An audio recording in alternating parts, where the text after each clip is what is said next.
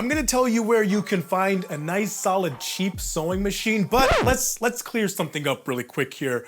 Cheap does not mean bad, nor does old mean bad, not at all in the sewing world. So you finding a cheap sewing machine is actually awesome. That's the name of the game. The reason for that is because in the last, I don't know, 150 years or so, every single sewing machine has been made, generally speaking, kind of the same. They all ask you 3 questions. What kind of stitch do you want to make? How long do you want that stitch to be? And what was that 3rd question? Oh, I always forget this one. Oh yeah, that's right. How wide? And sure, you could go to a big box store and get a really nice $400 sewing machine, a $700 sewing machine. But what ends up happening in the event that you start tailoring your own clothes and you decide that you don't like this very much, or not that you don't necessarily like it, but you do it, but you don't do it as frequently as you thought that you were going to justify the price of paying that much money for a sewing machine. Like, that's pretty ridiculous, right? It absolutely is, and for that reason, my general ballpark in terms of price goes when you're looking for a sewing machine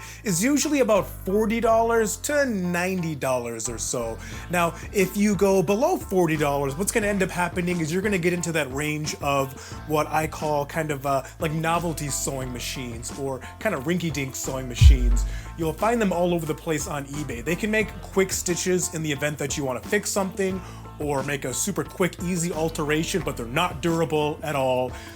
They're just very poor quality, and you're not gonna be very happy. And once you start to get to above $90 and $100, $150, that's when you're gonna start to run into that cost to benefit ratio. It doesn't really balance out very much. I think that's the right saying. Somebody let me know down in the comments if it's not. By that I mean, yes, those sewing machines that are $300, $400, they're gonna have a lot of really good features to them, but a lot of times they're overkill. In the event that you're just gonna use it to tailor your own clothes, just this, all of the extra features and bells and whistles that those machines have, you're never going to use them. So then it's like, well, why did I spend so much money on this if I just need like the bare bones of straight stitch, a zigzag stitch, and oh, that's right, that's it. No, like that's literally it. I didn't realize my pencil was falling down. That's weird. And as far as where to look, yes, you can get a brand new one for $90 at a big box store or on Amazon or wherever,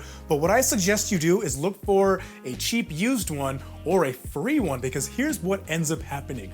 Look at an estate sale. What ends up happening is grandma has a sewing machine. Grandma passes away. Nobody else in the family knows how to use the sewing machine, nor are they really interested in it, so they will either give it away for free or for a very, very cheap price. So you, my friend, are gonna get a steal of a deal. Also, Facebook Marketplace is a gold mine for used sewing machines, because they kind of fall into that same category of people not really understanding the value of a sewing machine, or the benefits, or the what's the right word? Or even really just the capabilities of what they can do. So they're just kind of like, they'll throw it on there. Oh, I mean, I'll sell this thing for cheap, 30 bucks, you know, no problem. And then little do you know, again, you are gonna get a steal of a deal. And in terms of brands that you wanna look for, there's a lot of different brands out there, but I usually stand by Singer and Brother, not sponsored by either of them. The reason why I suggest those two is because they've been making sewing machines for like 150 years. Yes, that's great, fantastic. But here's the thing, accessories. You were gonna be able to find the correct accessories for those machines without any really major issues at all.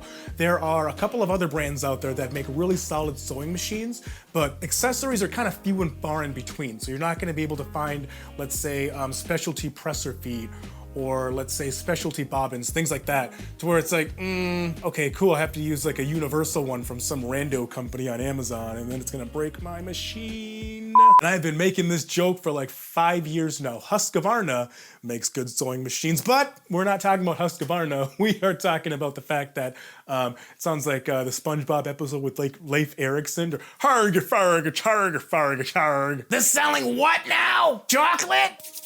Ooh. That's all I got for you. Thanks for watching. SD out. See ya.